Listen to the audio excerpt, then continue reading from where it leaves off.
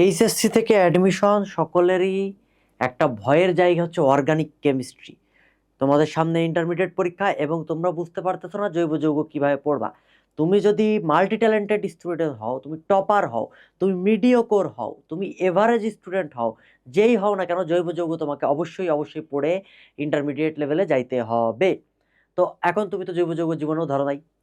তো আমার কথা হচ্ছে জৈব যৌগটা কেমনে পড়বো। তো চলো, organic chemistry preparation with Jeet বাবা, ঢাকা মেডিকেল কলেজ, আমরা একটু দেখি।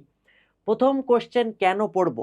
আবারও বলতেছি, তুমি যদি এভারেজ স্টুডেন্ট হও, তুমি বিলো এভারেজ হও, তুমি কোনোদিন জৈব যৌগ ছুঁয়েও দেখো নাই, তুমি মিডিওকর স্টুডেন্ট বা তুমি টপার হও, তুমি চিন্তা করতেছো জৈব যৌগ থেকে আনসার করবা না, তাও তোমাকে জৈব যৌগ পড়ে যাইতে হবে। কেন? কথা হচ্ছে কেন। তো এইটার উত্তর হচ্ছে, অনেক সময় দেখা গেছে যে তুমি যেই চ্যাপ্টারে আনসার করো না কেন, তার ক এবং খতে আমার জৈব যৌগ থেকে কোশ্চেন চলে আসে। বলতে পারে ফ্রি র্যাডিক্যাল কাকে বলে, বলতে পারে যে খ নম্বরে অ্যালকাইন 1 অম্লধর্মী কেন ব্যাখ্যা করো। ঠিক আছে, প্রশ্নগুলো কিন্তু চলে আসে।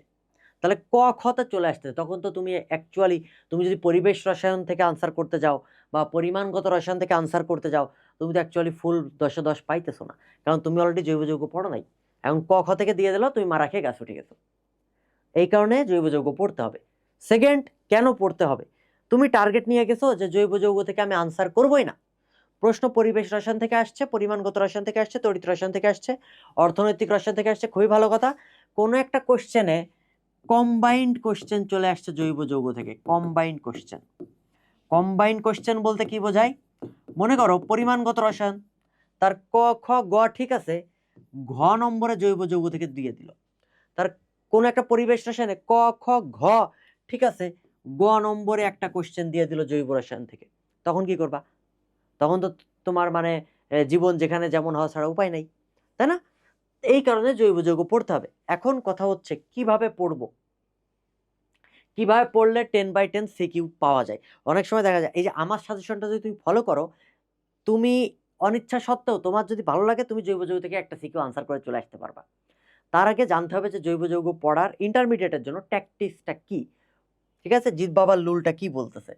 ফার্স্ট অফ অল দেখো, জৈব রসায়নকে আমরা দুইটা ভাগে ভাগ করি, একটা অ্যালিফেটিক পার্ট আর একটা অ্যারোমেটিক পার্ট। তো অ্যালিফেটিক পার্ট যেইটা, এইখান থেকে কিছু সিকিউ আসে। তাহলে জৈব রসায়ন থেকে অ্যাকচুয়ালি আমরা ধারণা করতেছি সিকিউ আসবে মিনিমাম দুইটা। যদি কপাল খুব খারাপ হয় তাহলে 3টা সিকিউও চলে আসতে পারে। তাহলে 2 থেকে 3টা সিকিউ আমরা পাবো জৈব রসায়ন থেকে। ঠিক আছে, তো প্রথম কোশ্চেন, অ্যালিফেটিক থেকে একটা সিকিউ আমি মাস্ট পাইতেছি, অ্যারোমেটিক পার্ট থেকে একটা সিকিউ মাস্ট পাইতেছি। ঠিক আছে, যদি কপাল খারাপ হয় অ্যালিফেটিক অ্যারোমেটিক দুইটা মিলে কম্বাইন্ড একটা সিকিউ আসতে পারে, অথবা অন্য কোনো চ্যাপ্টারের সাথে লেজ লাগায় চলে আসতে পারে। ঠিক আছে, তাহলে অ্যালিফেটিক থেকে আমাকে পড়তে হবে, অ্যারোমেটিক থেকে পড়তে হবে। এখন একটু আইডিয়া নিই কোন কোন পার্ট থেকে কী কী পড়া যায়। এই টপিকগুলা মাস্ট তুমি একটু দেখে যাও। দেখো বাবা, তোমার মানে আমি আশাবাদী যে এর বাইরে অ্যাকচুয়ালি কোশ্চেন করার জায়গা আসলে নাই। তো প্রথম পার্ট অ্যালিফেটিক অংশ। অ্যালিফেটিক অংশ থেকে কি পাবা? অ্যালকেন, অ্যালকিন, অ্যালকাইন, এই টপিকটা পুরোটা পড়তে হবে।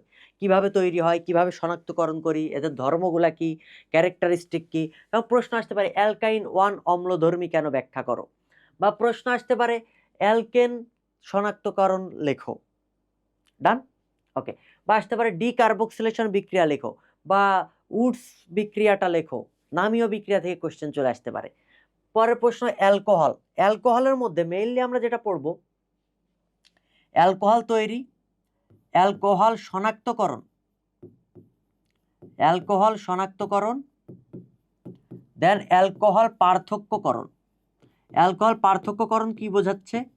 অ্যালকোহল পার্থক্যকরণ বলতে বোঝাচ্ছে, দেখো অ্যালকোহল শনাক্তকরণ কি করি, PCl 5 পরীক্ষা, আর পার্থক্য 1 ডিগ্রি 2 ডিগ্রি 3 ডিগ্রি অ্যালকোহল পার্থক্যকরণ। ঠিক আছে, এর মধ্যে আরেকটা জিনিস মাস্ট জানতে হবে, RMJ গ্রিগনার্ড বিকারকের মেকানিজম, যে এইটা থেকে কিভাবে আমরা 1 ডিগ্রি 2 ডিগ্রি 3 ডিগ্রি অ্যালকোহল তৈরি করি। ঠিক আছে, তৈরি কি তৈরি, অ্যালকোহল তৈরি। ঠিক আছে, এটা মাস্ট জানতে হবে, এই মেকানিজমটা কিন্তু পরীক্ষাতে আসে। তাহলে অ্যালকোহল থেকে এই কয়েকটাতে তোমাকে ফোকাস দিতেই হবে। ওকে, পরের question aldehyde ketone carboxylic acid পড়তেই হবে। এইখান থেকে কি কোশ্চেন আসে, অ্যালডিহাইড টলেন্স বিকারকের বিক্রিয়া, কিটোন দেয় না কেন, অ্যালডিহাইড কিটোনের মধ্যে সক্রিয়তার ক্রম, এটা কিন্তু পরীক্ষাতে আসে। ডান।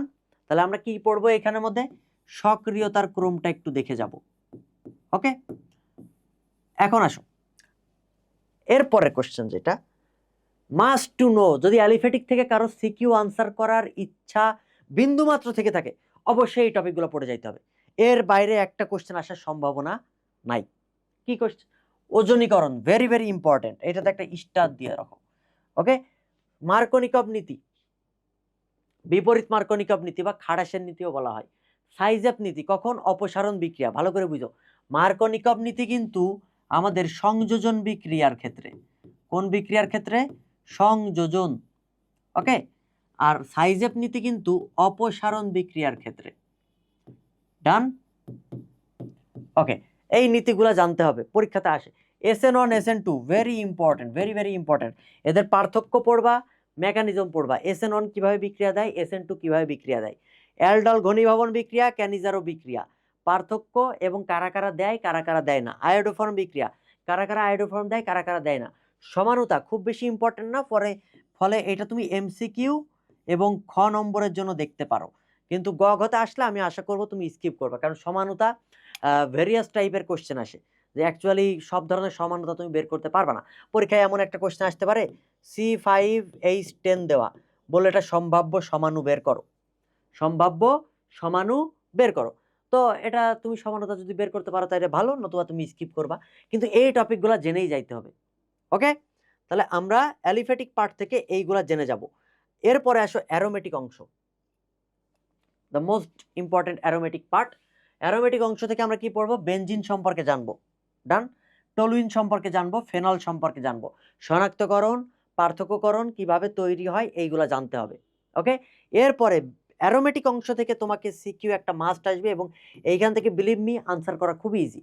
তুমি যদি 10-এ 10 পাইতে চাও এবং অ্যারোমেটিক পার্ট আনসার করতে চাও, এটার আলাদা একটা ভিডিও আমার দেওয়া আছে, যে কিভাবে সিকিউ আনসার করলে 10-এ 10 পাওয়া যায়। এই যে আমরা যে জৈব যৌগ থেকে সিকিউ অ্যাকচুয়ালি আনসার করতে চাচ্ছি, কিভাবে পড়লে 10-এ 10 পাবো, এইটা যদি দেখতে চাও, তোমার হচ্ছে জিৎ ভায়া ডিএমসি এই নামে ইউটিউব চ্যানেল আছে। হ্যাঁ, এই ইউটিউব চ্যানেলেই তুমি জৈব যৌগের সিকিউ আনসার করার ট্রিক্স পেয়ে যাবা, কিভাবে সিকিউ আনসার করতে হয়।